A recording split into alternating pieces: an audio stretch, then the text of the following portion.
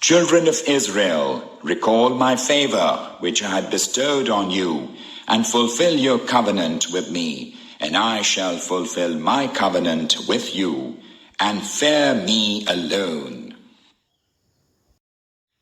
And believe in the book which I have revealed, and which confirms the scripture you already have, and be not foremost among its deniers. Do not sell my signs for a trifling gain, and beware of my wrath.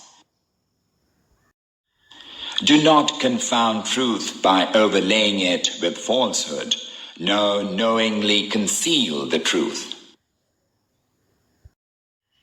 Establish prayer and dispense Zakah, the purifying alms, and bow in worship with those who bow.